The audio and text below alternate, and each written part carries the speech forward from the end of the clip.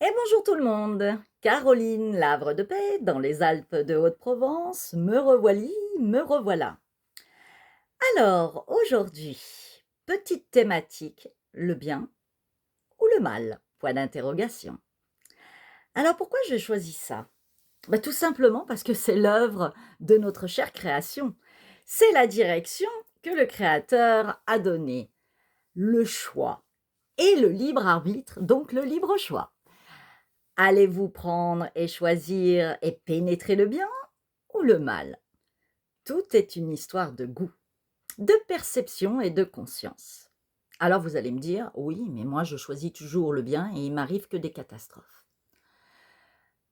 Comme je vous le dis souvent, vous êtes une âme venue expérimenter l'incarnation sur cette terre, dans cet espace-temps, euh, avec l'invitation de pénétrer la science, la conscience et la sagesse de l'enseignement du bien et donc de vivre aussi le manque, de vivre aussi l'absence, de vivre aussi les contrariétés, mais aussi les désordres, les chaos, les souffrances. Alors ça fait des années que je réfléchis, que j'expérimente comme à chacun dans ce monde de l'expérience, de cette matière dans laquelle nous devons vraiment pénétrer et vivre, s'incorporer totalement, mais d'y trouver un équilibre avec sa spiritualité. Et au-delà de tout, de mon métier et autres, j'ai mon travail personnel de transformation à faire, d'élévation. C'est mon choix. Tout le monde ne choisit pas cette voie-là. D'autres préfèrent rester dans une certaine expression de leur être à travers le vécu, parfois inconscient, dans la matière. Pourquoi je viens vers vous? C'est pour soulever quelques petites réflexions et connaissances que j'ai si bien expérimentées et que j'enseigne aussi à travers les stages avec Sylvia Hamar. L'expérience du bien et du mal, disons que le Créateur a créé les deux, mais qu'est-ce que l'humain en a fait de ce mal? Le bien, on le sait plus ou moins, mais le mal, on le voit, on l'expérimente complètement, et c'est loin d'être fini. Mais le bien aussi. Le mal est une possibilité d'expérience, mais qui n'est pas une obligation. À vous de choisir. Maintenant, vous avez fait peut-être plusieurs incarnations, et si l'on croit au karma, il y a peut-être dans l'expression de votre être, sous un autre espace-temps, dimensionnel, vibratoire, de conscience, d'expérimentation, qui se vit en même temps que ce présent, puisque passé, futur sont confondus quelque part, comme à 1.0. L'échelle du temps donc n'est plus, puisqu'on est relié à cette infinie éternité, mais qui déploie plein de chemins différents dans l'espace-temps. Vous avez peut-être justement des arrangements à faire. Vous avez peut-être expérimenté beaucoup plus de mal que de bien dans d'autres vies. Et donc, bien sûr, vous devez faire des réparations. Mais au-delà de tout ça, vous avez vos propres réparations à faire dans cet instant-là, clé, là où je vous parle, dans cet espace-temps. Mais vous avez aussi à participer aux réparations du monde, d'accord? Qu'on appelle en hébreu les tikkun olam. Au-delà de tout, le principe même est de découvrir avec conscience qu'il faut poser de la justice dans votre vie, de l'équilibre, d'aller rechercher de l'harmonie. Mais pour cela, il faut faire un travail sur soi, une introspection, et surtout aller chercher de la connaissance pour ouvrir à la conscience. Donc, c'est se capter à de subtiles sciences de l'étude et de la conscience de votre vie qui vous permettront de mieux appréhender tout ce travail d'élaboration, d'arrangement en vous, dans votre vie, pour retrouver, je dirais, une forme de paix intérieure, mais aussi un équilibre général dans votre vie. Mais pour cela, il y a plusieurs clés. Et je vais vous en proposer certaines. Déjà, de remettre de l'ordre dans votre vie, c'est aussi concrètement, dans le côté très vierge, réalité, mentale, tri, organisation de votre vie au quotidien, votre emploi du temps, mettre de l'ordre dans votre maison, dans les papiers, dans les comptes, structurer vos plans d'action, de projet, que tout le monde soit à sa juste place dans votre famille, qu'il n'y ait pas de débordement, qu'il y ait une installation d'harmonie générale, de paix, de respect, d'amour, de bienveillance, de faire attention à son verbe, qu'on soit à l'intérieur de son foyer comme à l'extérieur, d'essayer toujours de viser à tendre la main à autrui, à l'aider, mais aussi à ne pas le porter, d'être à sa juste place. C'est aussi faire attention à son verbe, à sa communication, de ne pas créer non plus d'autres chaos. Tout est une question de poids et mesure, de justesse, de justice, d'équilibre. Mais c'est aussi la justice et l'épée, comme je vous l'ai déjà dit dans d'autres vidéos, c'est de couper avec le toxique, avec les schémas répétitifs, avec des mécanismes psychologiques dans votre être qui engendrent justement des désordres et de faire attention à tout ce que vous pouvez créer autour de vous puisqu'il y a de causalité, de cause à effet, des liens sur les autres et donc un effet boomerang, un effet papillon. Alors, au-delà de tout, il y a un point clé à comprendre dans la transformation et l'arrangement de ce monde et de cette libération finale. Le point clé, c'est la mémoire de l'abandon et du rejet, le sentiment de non désiré. Et il part du départ de la création. Le créateur s'est retiré de sa création. En tout cas, il s'est voilé. Et il s'est voilé dans quoi? Dans sa justice et l'équilibre à rechercher.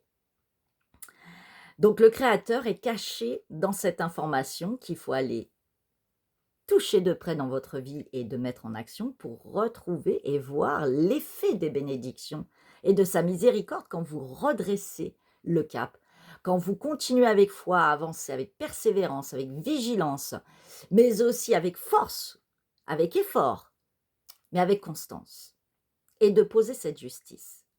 Au-delà de tout, vous avez ce sentiment d'abandon, vous cherchez toujours quelque chose. Pourquoi? Parce que cette mémoire d'abandon a engendré le manque. Évidemment, ça reste logique. Et moi, j'essaye de vous apporter des clés et une science de la connaissance du sacré et de nos ancêtres, de nos maîtres, dans un vocabulaire simple, approprié, avec des exemples classiques de la vie du quotidien. Pour ceux qui font ces efforts, qui font cette étude et qui sont en recherche de spiritualité, d'harmoniser sa vie, de se sentir mieux, de comprendre mieux sa vie. La règle d'or, c'est d'accepter et d'accueillir que dès la création, le bien et le mal étaient là et qu'il est en potentiel intérieur à venir, à développer, à dévoiler ou pas. Bien sûr, chaque être va développer et dévoiler ce mal en soi. Il va développer le mal en soi, mais sous différentes formes, sous différentes vibrations, sous différents plans de son expression. Ça peut être la jalousie, la colère, la méchanceté, l'envie, et vous connaissez tous ces péchés capitaux, quels qu'ils soient, mais il y en a encore plein d'autres. Et je vais faire un audio que je distribuerai à mes groupes et à mes proches, qui peut-être sera mis sur YouTube, comme cette vidéo, avec une précision de ce que je vais vous donner ensuite comme information. Quand on vit l'abandon de notre Créateur, on est toujours en recherche d'amour et de présence de ce Créateur, puisqu'il est tout amour et par sa création, il est amour. Mais il est même amour d'avoir créé ce mal. Et vous allez me dire, mais elle est folle celle-là. Si, pour mieux apprécier son amour et sa miséricorde, et surtout d'être dans la grâce de vivre cette foi et de pouvoir vivre ses bontés. Alors, l'expérience du mal et de faire la différence entre le mal et le bien dans votre vie en conscience psychologique, tout le travail se base d'abord sur l'intelligence sagesse de cette conscience. Donc ça passe par l'intelligence et que pas que, je dirais, simple connaissance spirituelle ou expérimentation du vivant et de ses sens. C'est d'aller plus loin dans la recherche intérieure et dans la compréhension de qu'est-ce que vous vivez dans ce monde et dans votre vécu propre. Expérimenter le bien et le mal en vous, c'est savoir faire la différence entre ce qui est juste, à propos ou pas, et qu'est-ce que ça va engendrer comme mécanisme qui va se dérouler au fur et à mesure. Car tout a sa contrepartie dans ce monde. Il y a toujours un effet de binôme, puisque nous sommes dans le monde de la dualité et non dans le monde de l'unité, puisque nous allons le chercher. Et toute l'œuvre de ce travail est là pour ça. Intégrer dans la création le bien et le mal de ce vécu de la dualité, c'est pour mieux pouvoir aller chercher et installer l'unité du Créateur dans ce monde et de sublimer cette création et la terminer. Chaque être doit donc terminer son œuvre et a un plan. Dieu a un plan pour chacun. Et donc, nous participons à la suite de la création. Et à travers la réparation et le rééquilibrage de ces données et de ces informations. Vivre la différence entre le bien et le mal et l'expérimenter, ça nous fait passer par les souffrances, les manques, l'abandon, le deuil, la torture. Bien sûr, nous vivons énormément de choses, des catastrophes naturelles. Nous perdons tout. Nous sommes malades. Nous vivons les guerres, l'esclavagisme, tous ces déserts intérieurs, ces enfers intérieurs et à l'extérieur que nous alimentons par nos déboires et nos manques d'harmonisation. Bien sûr aussi parce que nous ne parlons pas, comme je vous l'ai dit dans ma dernière vidéo. Nous n'exprimons pas nos limites, nos besoins. Nous ne remettons pas de justice dans notre vie et dans notre être. Le but est de faire cet effort et de faire cette introspection et d'aller travailler à l'intérieur de soi pour s'arranger. D'être au mieux possible, de se libérer de cette mémoire d'abandon et de cette peur de l'abandon, de cette peur du rejet, de cette peur du jugement d'autrui, du regard d'autrui, de cette peur de l'emprisonnement, de la manipulation d'autrui, de l'insécurité de sa vie. Quand on met Dieu en soi et qu'on a la foi et la confiance, on a la conscience et la connaissance que l'insécurité existe. Mais on n'est jamais seul, on n'est donc plus abandonné. Tout est refuge dans le Créateur. Et tout est juste et parfait pour vous quand c'est positionné dans votre vie au quotidien. Et vous pouvez mieux passer les épreuves. Bien sûr, ça n'empêche pas tout ce que vous allez vivre, qui est prévu dans le plan. Mais dans la vie, rien n'est un hasard. Dans tout ce que vous vivez, vous aurez peut-être un jour une réponse. Ou pas. Et comme je vous l'ai déjà dit. Mais l'expérience de la dualité pour aller vers l'unité et donc l'expérience de ces deux polarités à rééquilibrer, à comprendre, à connaître, à aller chercher la connaissance sur le mal et le bien. Qu'est-ce que le bien? C'est toute une sphère de connaissance et de conscience, c'est travailler toutes ces vertus, l'expression des différents visages du Créateur. Le mal sont les inverses, et au-delà même. Des fois, on fait du bien, on croit faire du bien, et en fin de compte, à vouloir trop faire du bien, dans l'excès donc non dosé, non équilibré, on finit par créer même du mal. Et tout ça, c'est une science, une connaissance. Mais la frontière, elle est là. Travailler la mémoire d'abandon et du sentiment de non désiré et rejet est la racine même du point de départ du couple divin d'Adam et d'Ève, Hava en hébreu, qui est la science de la séparation du couple intérieur en nous et du couple à l'extérieur dans la vie de couple. Et cette mémoire, cette peur de l'abandon, cette peur d'être mal aimé, d'être rejeté, d'être non désiré, vient nous faire travailler toute cette unicité intérieure de ce couple masculin-féminin en nous et de faire nos propres réparations intérieures, nos arrangements. C'est une évidence d'équilibrage constant. Maintenant, je vais aller plus loin.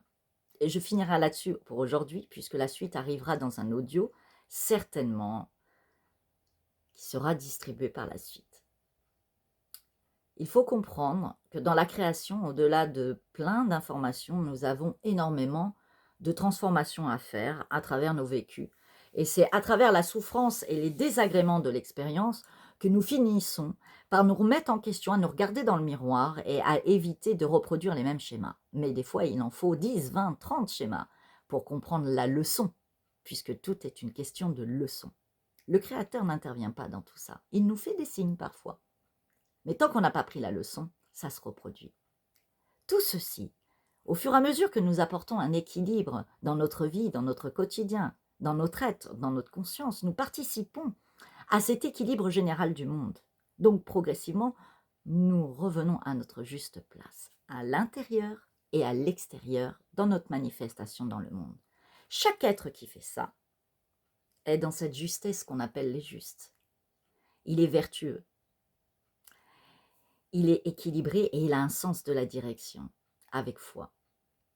Mais il y en a qui n'ont pas cette science, cette connaissance, cette conscience, et qui sont complètement perdus dans leur illusion, croyant avoir tous les pouvoirs et la volonté de créer, et de pouvoir même mettre du désordre et de manipuler les autres jusqu'à les enfermer. Mais eux-mêmes sont enfermés dans ce malin. Ils finissent parfois, et on se pose des questions, si certains sont habités par une âme, ou sont-ils vides? Oui, ça arrive. Tous les êtres humains ne sont pas remplis d'une âme. L'animalité est tellement présente qu'il y a absence de lumière. Mais en même temps, tout ceci fait partie du jeu. Au fur et à mesure, vous allez réunir les pièces du puzzle, de cette pièce de théâtre, de ce jeu d'illusion, et progressivement travailler sur vous. Il y a des réparations sur la trahison, le non-respect, l'insécurité, l'emprisonnement, le manque de confiance, l'abandon, le manque d'amour, et tant d'autres choses, l'illégitimité, se sentir incompris.